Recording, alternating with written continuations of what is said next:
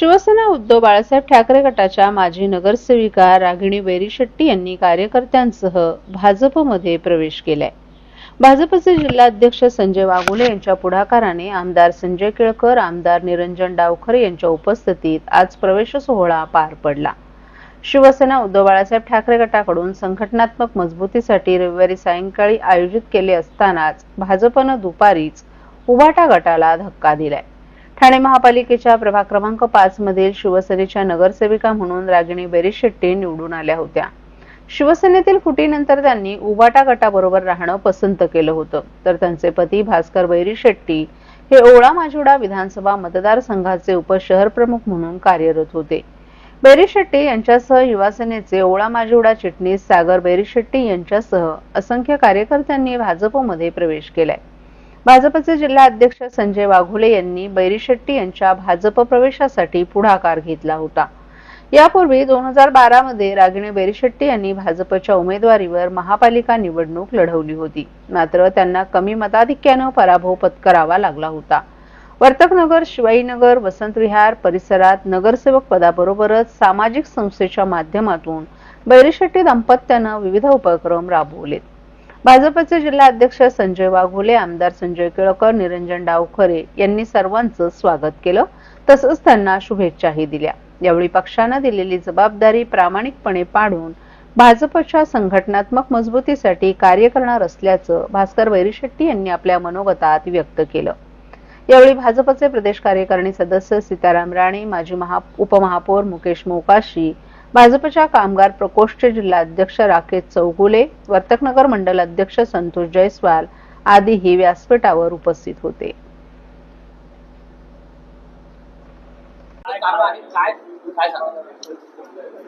प्रवेशाबरोबर मला वाटतं आम्ही पुनश्च या भारतीय जनता पक्षासाठी कार्यरत होण्याची संधी आज स्थानिक पातळीवर मिळवून घेतलेली आहे.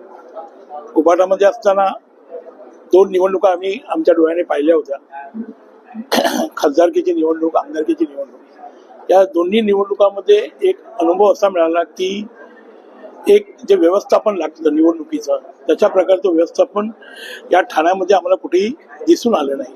त्यामुळे या दोन्ही निवडणुकांमध्ये उभाटामधील दोन्ही लोकप्रतिनिधींना पराभव स्वीकारावा लागला.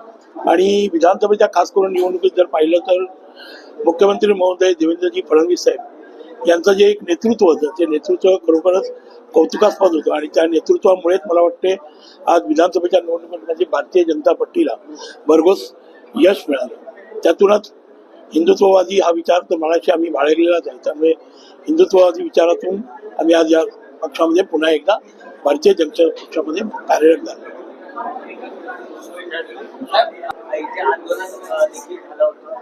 आणि आज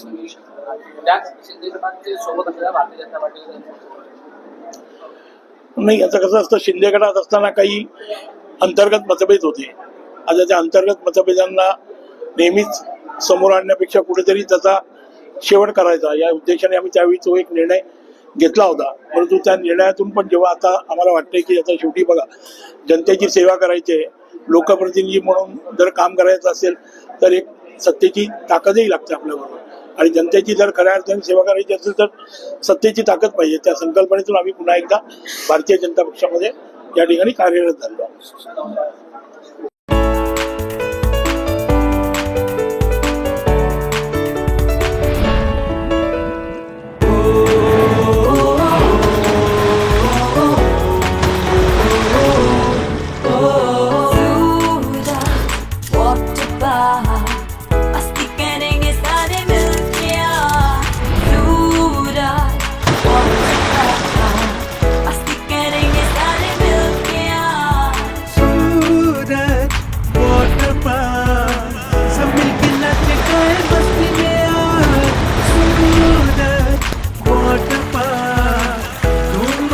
सब मिलके आज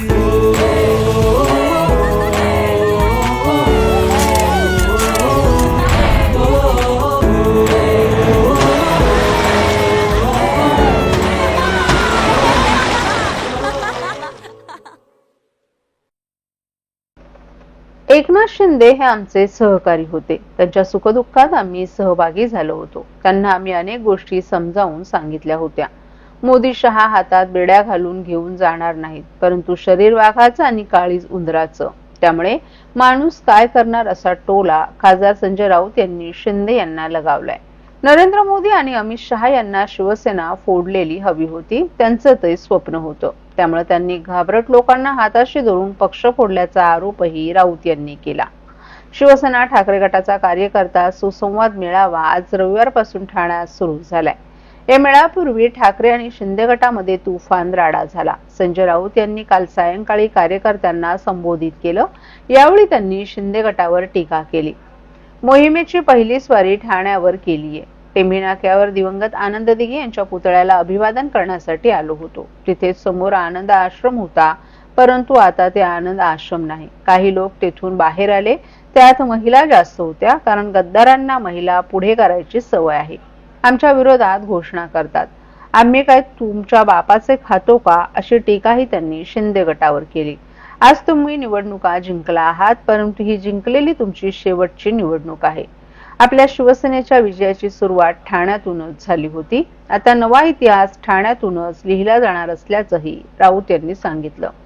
नरेंद्र मोदी आणि अमित शहा यांना शिवसेना फोडलेली हवी होती, त्यांचं ते स्वप्न होतं. त्यामुळे त्यांनी घाबरट लोकांना हाताशी धरून पक्ष फोडल्याचा आरोपही त्यांनी केला.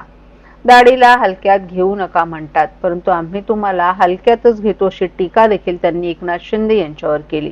आता लढाईला सुरुवात झालीय. शिवसेनेची सुरुवात नगरपालिकेपासून झाली होती. आता नगरपालिकेपासूनच आपण विजयाला सुरुवात करणार असल्याचंही राऊत यांनी सांगितलं.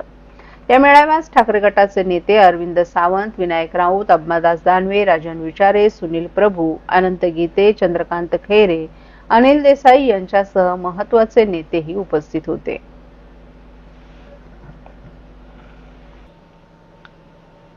उपमुख्यमंत्री एकनाथ शिंदे यांच्या घराबाहेर एका कंपनीतील कामगारांनी आंदोलन सुरू केलं. ठाण्यातील सुपरमॅक्स कंपनीतील कामगार त्यांच्या विविध समस्यांबाबत आंदोलन करत आहेत. त्यांनी एकनाथ शिंदे यांच्या घराबाहेर मोर्चाने ठिय्या आंदोलनाला सुरुवात केली. हातात पोस्टर घेऊन कामगार घोषणाबाजी करत होते. या आंदोलनाची माहिती शिवसेनेचे नेते नरेश मस्के यांना मिळताच त्यांनी आंदोलनकर्त्यांची भेट घेत संवाद साधला. मात्र आंदोलक कर्मचारी ऐकण्याच्या मनस्थितीत नव्हते. त्यामुळे कोणताही अनुचित प्रकार घडू नये यासाठी या परिसरात पोलिसांचा मोठा फौजफाटा तैनात करण्यात आला होता. मिळालेल्या माहितीनुसार ठाण्यातील 3 हात नाक्या शेजारी सुपरमॅक्स नावाची कंपनी आहे. या कंपनीतील कामगारांना त्यांचा पगार दिला नाही. गेल्या 3 वर्षांपासून कंपनी बंद पडली आहे. यामुळे पगार मिळावा यासाठी या कंपनीतील कर्मचाऱ्यांनी आंदोलनाचा पवित्रा घेतलाय. याआधीही कर्मचाऱ्यांनी आंदोलन केलं होतं. मात्र त्यावेळी कर्मचाऱ्यांच्या आंदोलनानंतर स्थानिक नेत्यांसह एकनाथ शिंदे यांनी तुमची देणी दिली जातील असं आश्वासन दिलं होतं. मात्र अद्यापपर्यंत कामगारांना देण्यात आलेल्या आश्वासनांची पूर्तता करण्यात आली नाही. त्यामुळे आंदोलकांनी मल्होत्रा फॅमिली तुपाशी, कामगार उपाशी अशा आशयाचे पोस्टर घेऊन शिंदेंच्या घराबाहेर ठिय्या मांडला. सुपरमॅक्स कंपनीने या कंपनीत काम करणाऱ्या कामगारांना कोणतेही कारण न सांगता थेट कामावरून काढून टाकलं, असा आरोप कामगारांकडून करण्यात येतोय. तसंच जुलै 2022 पासून कंपनीनं कामगारांना त्यांचे पगार दिले नाहीत. त्यामुळे एकनाथ शिंदे यांच्याकडून लेखी उत्तर मिळावं अशी मागणी आंदोलनकर्त्या कामगारांची आहे.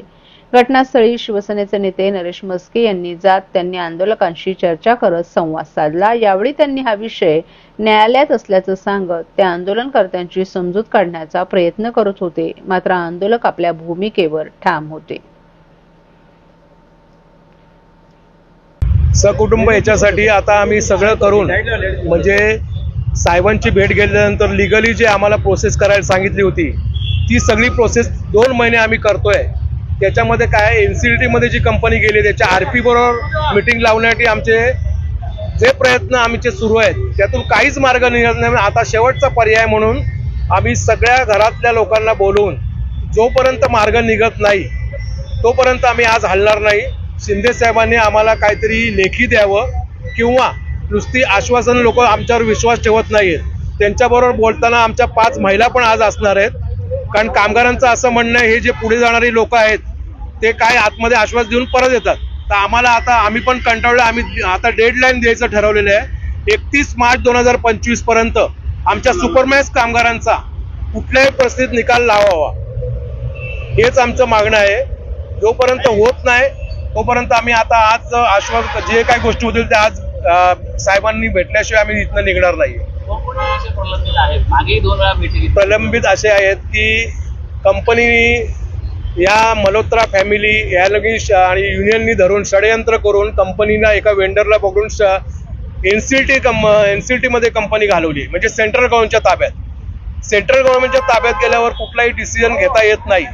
पण आपले साहेब शिंदे साहेबांनी याच्यातनं आउट ऑफ कोर्ट मार्ग काढण्यासाठी प्रयत्न सुरू ठेवले आहेत. तर त्याच्यासाठी आम्ही 2 महिने एक प्रयत्न करत होतो. एनसीटीच्या आरपी बरोबर मिटिंग लावा, त्याचे पत्रव्यवहार 9 जानेवारी 2024 पासून आम्ही करतोय. आज तगात आम्ही तुमचं काम प्रलंबित आहे, तुमचं काम सुरू आहे असे जर आश्वासनं मिळत असेल, कामगार हैराण झालेत, आमचे 60 कामगार मृत्युमुखी पडलेत, तर आम्ही हेच करत बसायचं का? आश्वासन घेऊन लोकांना मेसेज टाकत राहायचे का? तर ते आता आम्ही विकोपाला गेलेलं आहे. आता आमचा एकच पर्याय, जोपर्यंत निर्णय आज मिळत नाही तोपर्यंत आम्ही हलणार नाही. चला.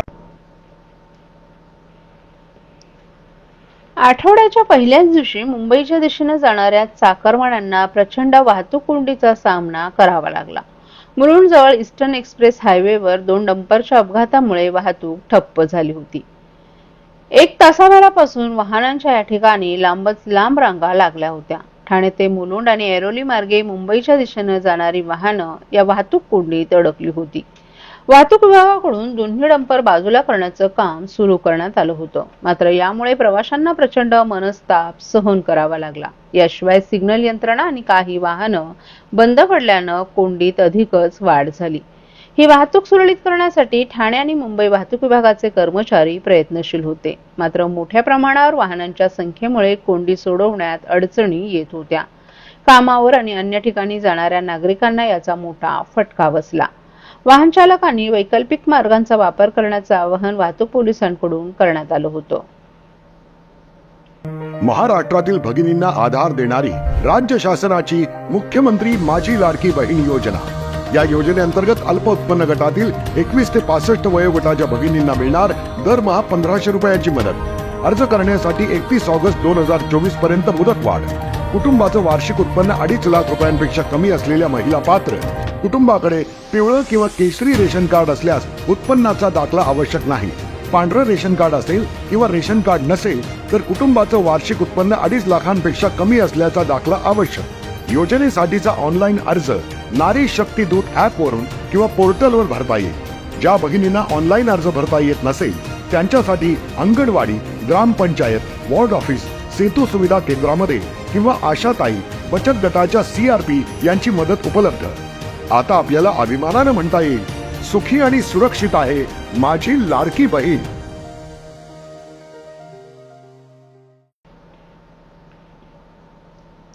महापालिकेच्या सेवेतून 27 अधिकारी कर्मचारी शुक्रवारी सेवानिवृत्त झाले. यात शिक्षण विभागातील शिक्षकांसह सफाई कामगारांची संख्या अधिक असल्यामुळे शिक्षकांची संख्या आणखीनच कमी झाली आहे. ठाणे महापालिकेच्या सेवेतून मागील काही महिन्यात मोठ्या प्रमाणावर कर्मचारी निवृत्त होत असून त्यांच्या जागी नवीन भरती होत नसल्यामुळे महापालिकेतील सध्या कार्यरत असलेल्या अधिकारी आणि कर्मचाऱ्यांवर अतिरिक्त कामाचा भार वाढेल. ठाणे महापालिकेचे फेब्रुवारी महिन्यात सेवानिवृत्त झालेल्या कर्मचाऱ्यांमध्ये 2 कार्यालयीन अधीक्षक, 1 जलनिर्देशक, 1 मुख्याध्यापक आणि 7 शिक्षकांबरोबरच 6 सफाई कामगार, 2 वाहन चालक, 1 माळी, 1 बिगारी, छत्रपती शिवाजी महाराज रुग्णालयातील 2 परिचारिका यांच्यासह इतर कर्मचारी मिळून 27 जणांचा समावेश आहे. ठाणे महापालिकेच्या सेवेत 2015 ते फेब्रुवारी 2025 पर्यंत 1700हून अधिक कर्मचारी अधिकारी सेवानिवृत्त झाले. नवीन वर्ष सुरू होताच पहिल्यांदाच महिन्यात 25 कर्मचारी अधिकारी हे सेवानिवृत्त झाले आहेत. त्यानंतर फेब्रुवारी महिन्यात त्यात आणखी 27 जणांची भर पडली आहे. याचाच अर्थ 2 महिन्यात 52 अधिकारी कर्मचारी सेवानिवृत्त झाल्यानं महापालिकेतील मनुष्यबळ कमी झाले. यामध्ये स्थावर मालमत्ता विभागातील कार्यालयीन अधीक्षक महेश आहेर, किशोर कदम, महापौर कार्यालयातील प्रवीण प्रधान आदींचाही समावेश आहे. निवृत्त झालेल्या कर्मचाऱ्यांचा सत्कार शुक्रवारी ठाणे महापालिका मुख्यालयात उपायुक्त मनीष जोशी यांच्या हस्ते करण्यात आला. यावेळी निवृत्त कर्मचाऱ्यांचं कुटुंबही उपस्थित होते. गेल्या काही महिन्यात ठाणे महापालिकेच्या आस्थापनेवरील मोठ्या प्रमाणात कारभारी निवृत्त झालेत. महिन्याला निवृत्त होणाऱ्या कर्मचाऱ्यांचा आकडा देखील मोठा आहे.